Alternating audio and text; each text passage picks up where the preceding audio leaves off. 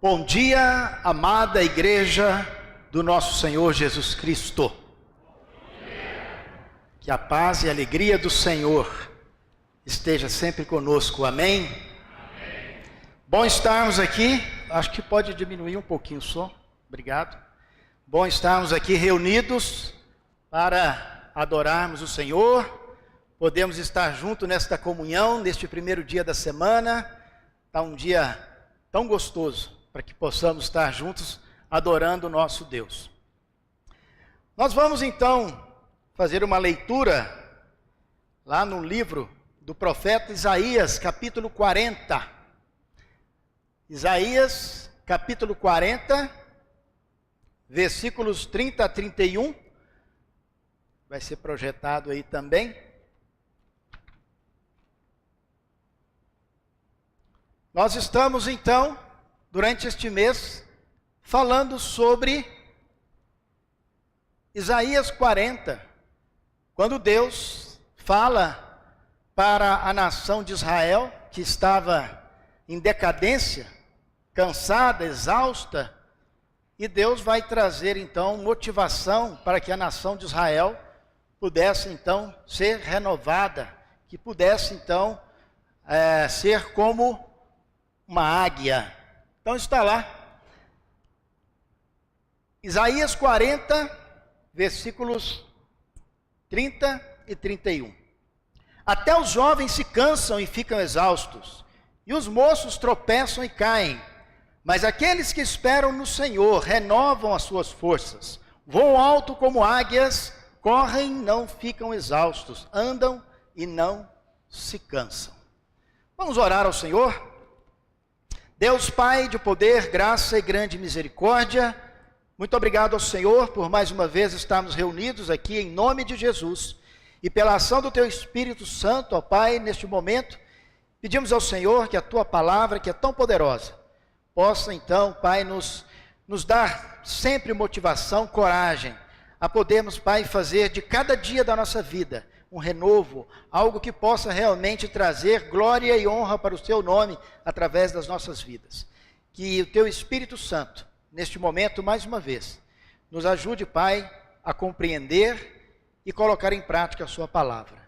Em nome de Jesus, amém. Falamos então sobre esta característica importante desta ave, né, da águia, que a partir do momento então que o tempo passa, ela vai precisar então tomar uma decisão importante se ela quiser continuar vivendo. E agora, dentro do nosso contexto aqui, a águia já está pronta para voar bem alto. E ela tem agora mais 30 anos de vida aproximadamente pela frente. Porém, ela vai precisar continuar desenvolvendo, ou melhor, fazendo uso de características importantes que Deus deu para esta ave. Uma dessas características nós vamos falar hoje. Gostaria de falar de várias, mas o tempo não dá. Aquele relógio ali, eu não sei o que acontece com ele, é que eu subo aqui, parece que eles colocam mais 2 pilhas nele, que faz assim, ó. Mas uma coisa importante que faz parte da característica da águia. Isso aqui, ó, é algo que nos auxilia bastante, né? Principalmente quando os cabelos já vão ficando brancos assim, né? A gente precisa usar isso aqui, que realmente nos ajuda bastante, né? A poder ter uma visão melhor. E quando a águia, ela está então em sua plena atividade de voo, de vida, uma das características desta ave, que é potente, é a visão. Segundo os estudiosos, né, que estudam a vida dos pássaros, a águia, ela se destaca nessa questão. Ela tem uma visão extraordinária também. E isso é determinante para a vida desta ave, a visão. ela consegue ver, ela consegue identificar pela visão, né, um coelho, né, se mexendo, se movimentando, pequenos movimentos a 3 quilômetros de distância, ou até mais. Ela consegue então, com a sua visão potente, perceber, ver coisas que outros animais, que o ser humano não consegue ver. É interessante a gente estudar e pesquisar sobre a visão da águia. Uma visão extraordinária. E sabe uma das características que Deus espera de nós, como cristão e como o seu povo? É que nós tenhamos uma visão diferente da visão que o mundo tem. Deus espera que nós tenhamos uma visão não somente com esses olhos da carne, não somente aquilo que a gente consegue ver humanamente falando. É interessante que a visão da águia, se não fosse pelas características do olho da águia, poderíamos dizer até que seria uma visão sobrenatural. Mas a visão da águia é natural, Deus a fez assim. Mas a visão que Deus quer que nós tenhamos é uma visão sobrenatural. E isso, assim como a visão da águia precisa ser potente para sustentar a vida dela, porque uma águia sem a visão, vocês podem imaginar o que pode acontecer com uma águia que, dependendo da espécie, pode chegar até 12 quilos de peso, uma envergadura que pode chegar a 2,5 metros de ponta a ponta na asa. Vocês imaginam uma ave dessa que precisa de no mínimo meio quilo de carne fresca por dia, e ela não pede pelo iFood, ela tem que buscar isso todo dia, não só para ela, mas também quando a sua ninhada está faminta. Imagine uma águia cega, poucos dias de vida, ela não é nada sem a visão, a não ser que esteja presa em cativeiro, mas no seu ambiente natural, uma águia cega, sem visão, está fadada à morte. O cristão, o discípulo de Jesus, sem ter a visão espiritual, ele está fadado à morte espiritual. Porque a base da nossa vida com Deus está sustentada na visão espiritual. Vamos para Hebreus capítulo 11, verso 1. Hebreus capítulo 11, versículo 1.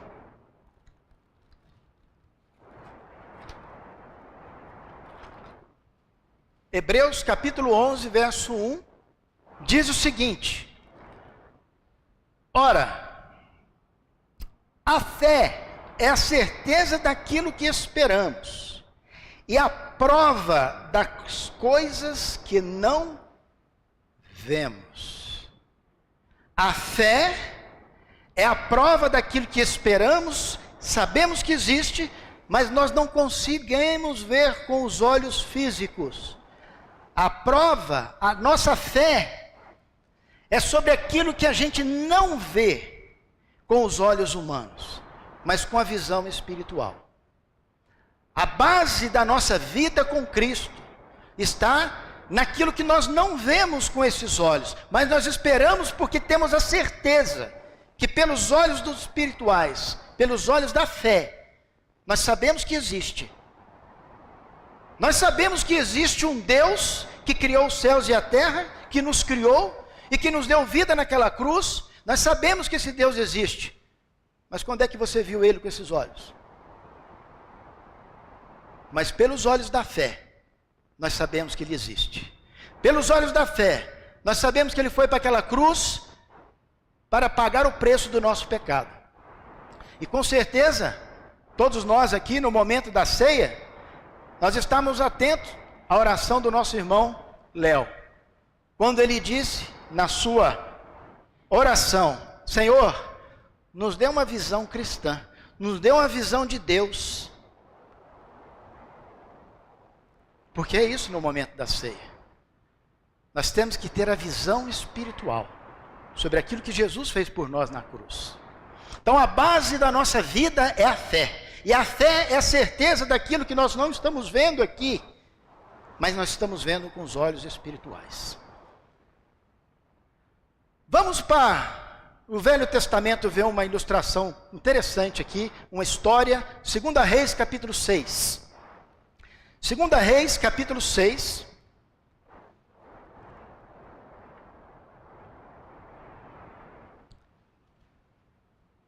Diz o seguinte, 2 Reis capítulo 6, momento em que o rei da Síria estava louco, sedento de vontade de saber onde é que estava o tal do homem, na região de Israel, onde é que estava o tal do homem que conseguia ver até o que ele estava fazendo dentro do quarto, onde é que estava o homem que conseguia saber o que ele falava dentro do quarto do rei da Síria. A Síria do outro lado da região de Israel, o outro lado, outro país, e o rei da Síria queria saber onde é que estava o homem que conseguia saber o que ele estava fazendo dentro do seu quarto, sozinho. Profeta Eliseu. E o rei da Síria quer achar esse homem, quer pegar esse homem, e manda as tropas da Síria para a região de Israel, cidade de Samaria.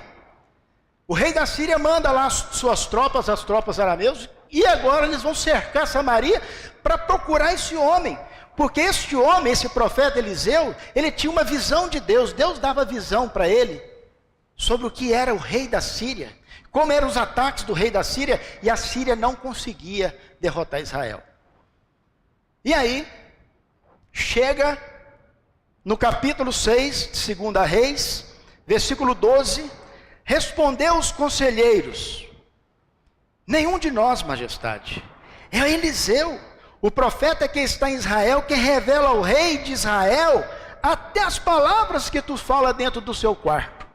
Então Eliseu, ele dava o plano de ataque do rei da Síria para o rei de Israel.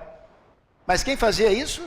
Deus, dando a visão para Eliseu de como seria essa batalha. Aí o rei da Síria, então, no versículo 13, ordenou ao rei: descubra onde ele está, para que eu mande capturá-lo. Quando informaram que o profeta estava em Dotã, ele enviou para lá uma grande tropa com cavalos e carros de guerra. Eles chegaram de noite e cercaram a cidade. Os arameus, uma tropa da Síria, cercam Samaria de noite. E quando chega então, no versículo 15, o servo do homem de Deus, o ajudante de Eliseu, o servo do homem de Deus, levantou-se bem cedo pela manhã. Quando saía, viu que uma tropa com cavalos e carros de guerra havia cercado a cidade. Então exclamou: ah, meu Senhor, o que nós vamos fazer agora? O profeta então vai e responde: não tenha medo. Aqueles que estão conosco são mais numerosos do que eles. 2. O auxiliar de Eliseu olha lá fora, as colinas lotadas de soldados armados cercando a cidade para entrar. E o servo do profeta, em tempo, já, as pernas já tremendo, já para partir correndo: Senhor, o que nós vamos fazer? Eliseu: espera aí, como assim? Não tenha medo. Aqueles que estão conosco é mais numeroso. 2. Ah, tá, espera aí. Verso 17. E Eliseu então ora ao Senhor: Senhor, abre os olhos dele para que veja. Então o Senhor abriu os olhos do rapaz, que olhou e viu as colinas cheias de cavalos e carros de fogo ao redor de Eliseu. Uau! Eliseu tinha uma visão panorâmica, uma visão de águia, uma visão que conseguia ver ao seu lado, ao seu redor, todo o exército divino. E o servo de Eliseu colado com ele, ele não via nada. Gente, que visão! Você pode crer, você crê nas palavras de Jesus que ele disse: eu estarei sempre convosco. Você crê quando você lê no livro de Apocalipse que fala que os anjos, os enviados do Senhor, o Senhor está no meio da igreja andando entre nós? Você consegue entender isso e crer nisso? Nós não conseguimos, esses olhos aqui de carne não vê, mas aqui está o Senhor entre nós. E essa visão que Deus dá para o profeta, e que agora vai dar para o servo do profeta, o que Deus quer nos mostrar? Que nós não podemos ter medo de nenhuma das situações que passam ao redor, porque aquele que prometeu que estaria conosco até o fim dos tempos, Ele está conosco. O que nós precisamos fazer? Senhor, abra os meus olhos, me dê uma visão, não da carne, mas me dê a segurança, me dê uma visão potencial dentro do meu coração e da minha mente, me ajude a eu enxergar que o Senhor está comigo. Não importa se é uma doença, não importa se é o relacionamento conjugal que está difícil, é uma coisa ou outra que parece que os soldados do inimigo que está ao nosso redor, que a palavra de Deus fala que ele está ao nosso redor, e parece que a gente só está vendo ele. Parece que a gente só está vendo o exército inimigo chegando, e a gente fica com medo. Então, falta para nós a visão pela fé, que Deus vai dar agora ao servo do homem. E é interessante essa história, porque se continua lendo, Deus vai usar a visão aqui dos dois lados. Na hora que então o exército do Senhor é visto pelo servo de Deus, a história aqui nos conta que agora os soldados do Senhor, os guerreiros do Senhor vai fazer o trabalho. Os guerreiros do Senhor vai tirar a visão de todos os soldados da Síria. Vão ficar completamente cegos. E Eliseu só vai dar uma ordem. Quem que vocês estão procurando? Eu estou procurando tal e tal pessoa. Eu vou levar vocês lá. Eliseu leva a tropa inteira do exército da Síria, coloca dentro da cidade de Samaria. A cidade de Samaria fica pronta. E o profeta fala: Senhor, devolve a visão deles. Eles olham, estão prontos para ser derrotado o exército da Síria dentro da cidade de Samaria. E o rei agora de Israel fala: e aí? Vamos acabar com eles? Vamos matar eles agora? Não. Faz o seguinte: alimenta eles aí, dê comida para esses soldados da Síria e manda eles embora para eles contar essa proeza de Deus lá na Síria. Visão espiritual. E Deus quer que nós tenhamos. Deus quer que nós tenhamos a segurança, a visão espiritual de que Ele está conosco. Por mais que nós estamos enxergando coisas difíceis à nossa volta, por mais que nós estamos enxergando situação, às vezes financeira difícil à nossa volta, mas Ele prometeu que estaria conosco. O que nos falta? Mais fé, mais a visão daquilo que nós não estamos vendo com os olhos da carne. Aí nós vamos lá para Marcos, para o Evangelho de Marcos, e aquele relógio está passando. Evangelho de Marcos, Mateus capítulo 14, uma história que nós conhecemos bastante. Mateus capítulo 14, eu não vou ler isso aqui, você vai escrever, você vai ler lá depois. Mateus capítulo 14, 24 a 31, uma passagem que nós conhecemos muito bem. Jesus termina de fazer uma oração, seus discípulos pegam um barco, estão em alto mar, tempestade do lado para cá. E os discípulos no pequeno barquinho em alto mar. Jesus acaba de fazer uma oração, os discípulos já tinham ido embora com o barco. alta hora da madrugada, tempestade assolando, as ondas grandes. Vem Jesus tranquilamente, depois de orar, andando sobre as águas. E todo mundo no barco, é um fantasma, é não sei o que. Opa, sou eu. E Pedro, Senhor, se é o Senhor, então fala para eu ir andando sobre as águas. Vem. E Pedro coloca o olho e vai. Daqui a pouquinho, Pedro faz o quê? Perde a visão de Cristo. O texto fala que Pedro reparou nas ondas. Sabe o que é reparar? É olhar.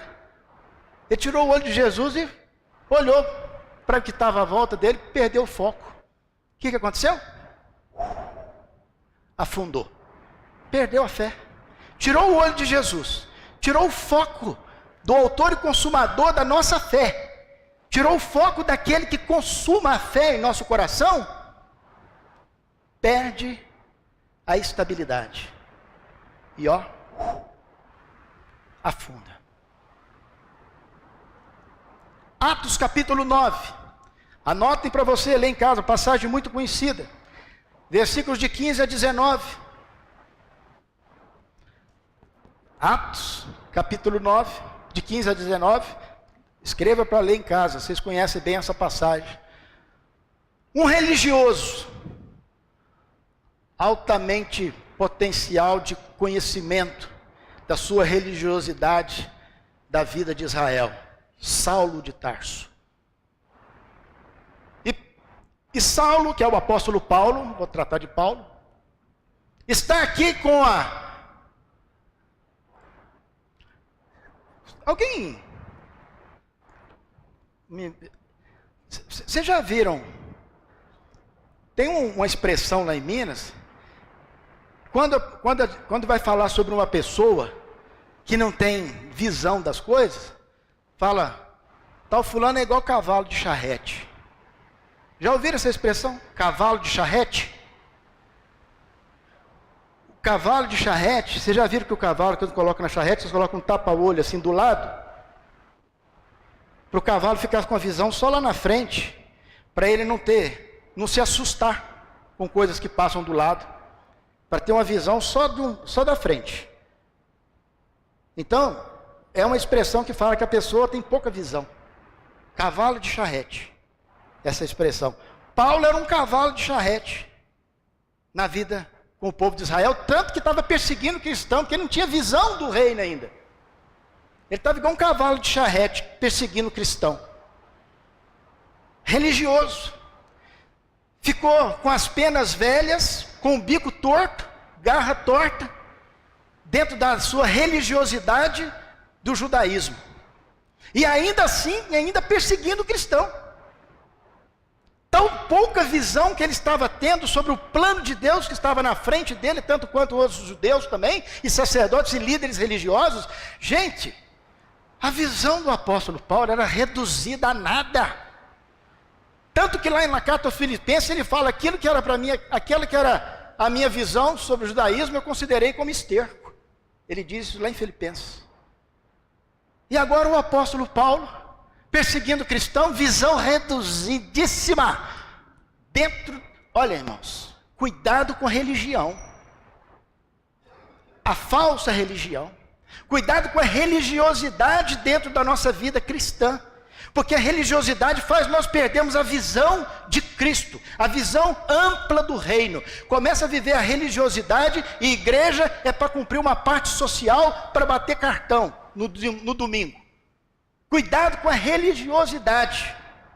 Porque a religiosidade não deixa a gente ter uma visão ampla do plano do Senhor. O apóstolo Paulo, antes, Saulo, erudito, conhecedor das Escrituras, professor, bilíngue, mas a visão estreitíssima, para não dizer cego, porque é isso que Jesus quis mostrar para Paulo.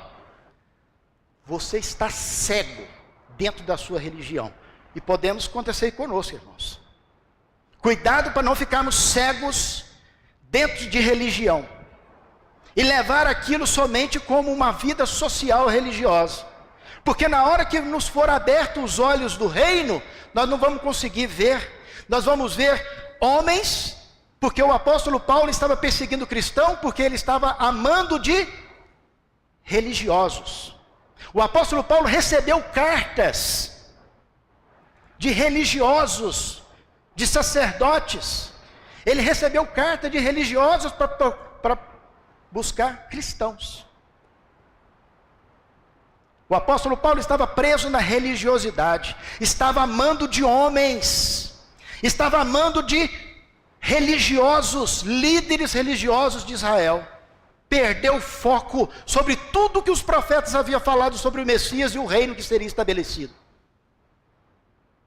E o apóstolo Paulo, seguindo mandamentos de homens, e Jesus, vou mostrar que você está cego. E olha lá, depois você lê o texto, Atos capítulo 9, a partir do verso 15, pode ler o capítulo inteiro. E Deus coloca Ananias para mostrar para Paulo que ele estava cego na sua religiosidade, estava cego seguindo homens e falsas doutrinas, porque agora o judaísmo se tornou uma falsa doutrina. E Ananias então, amando de Jesus, impõe as mãos sobre ele. E naquele momento, as escamas dos olhos dele caem. E ele é mergulhado nas águas e é batizado por Ananias. A partir daquele momento, Deus deu uma visão espiritual para este homem, que desde então fez do plano do Senhor aqui na terra, da igreja, junto com outros homens que Deus escolheu, o reino de Deus sendo estabelecido. E é esta visão que Deus quer que nós tenhamos, porque às vezes estamos com os olhos tapados numa religião, seguindo homens e não a Cristo, perdendo o foco de Cristo. Pode ter certeza, se a fé não fundou agora, vai afundar lá na frente. Vai afundar lá na frente. Eu não sei você. Se você está indo no livro de Atos, mas eu não sei você, mas eu gostaria que na hora que eu tiver que partir deste mundo, eu tenho um pedido para o Senhor, e eu faço diante de todos aqui, que o Senhor me dê aquela visão que Ele deu para Estevão, e Ele pode me dar as pedras que Ele deu para Estevão também, para eu ter essa visão. Em Atos capítulo 7, vamos pegar essa história para nós terminarmos aqui. Atos capítulo 7.